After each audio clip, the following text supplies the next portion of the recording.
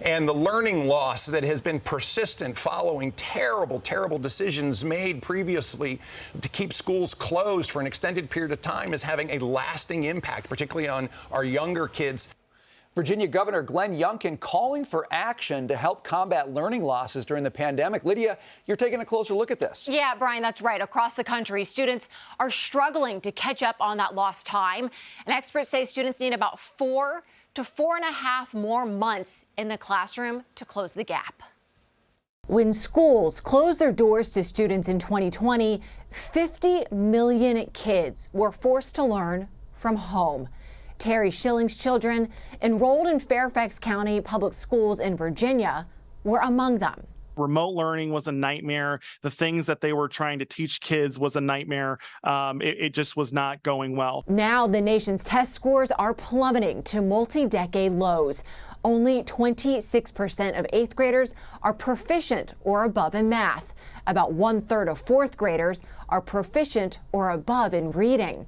Unless reversed, the setbacks will snowball. Students could lose roughly $70,000 in lifetime earning potential, according to a study from Stanford. The losses could total $28 trillion over the rest of the century. So as we go back to school, what educators are saying to me, and what I know as a longtime educator, is that the focus we need now is on solutions that we know work. But emerging classroom changes concern some parents. Later start times, shrinking school weeks, so-called equitable grading, and virtual teachers. Schilling wants a different education for his kids.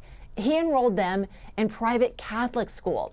His organization, American Principles Project, is advocating for more parents to have that freedom too.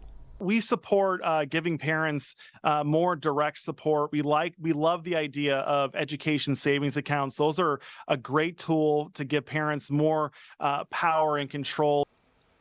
And we know parents are thirsty for more of those options. More than 1 million students left the public education school system during the pandemic. And guys, they've not yet come back. And we know that there are some troubling trends happening across the country now. As experts say, we need more time in schools.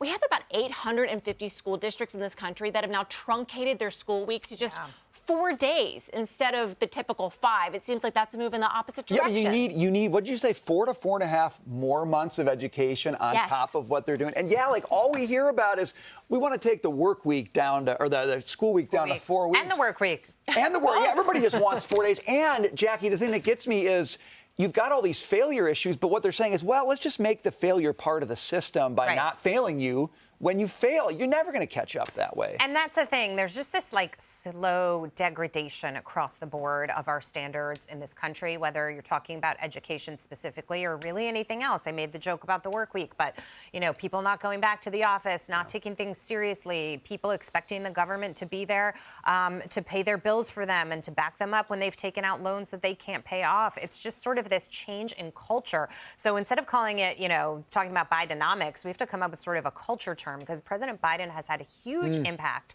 on how people sort of live and think and are approaching life in this country that's going to set us way, way behind the 8 ball, Lydia. Well, there are some bright spots here to highlight. You know, states can be mini laboratories for what's working, and I'm really happy that we get to highlight some good news in the state of Mississippi.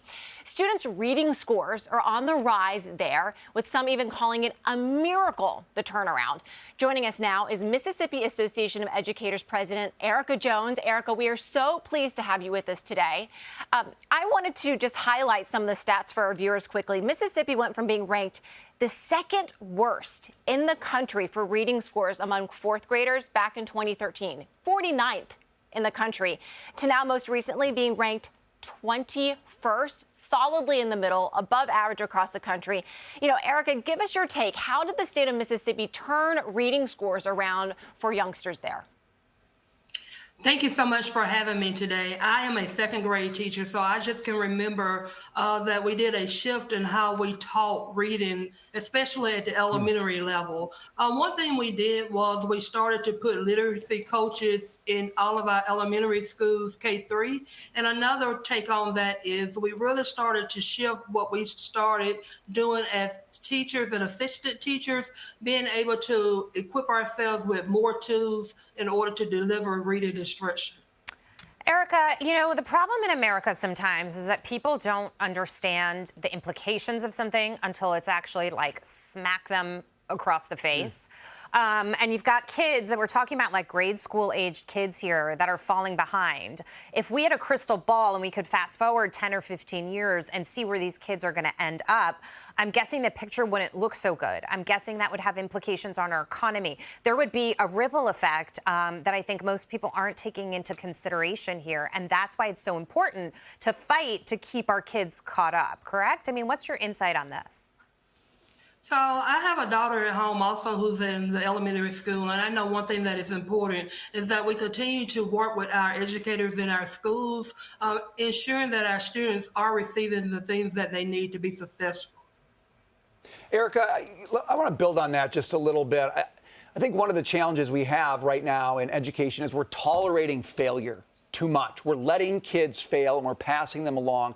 I read something interesting about the reading program in your state. If a child gets to 3rd grade and they can't read at grade level, you won't pass them along. You won't make any excuses. They're not going to move if they can't do the job. That strikes me as the most just thing you could ever do to a kid, is make sure they don't move on until they're able to.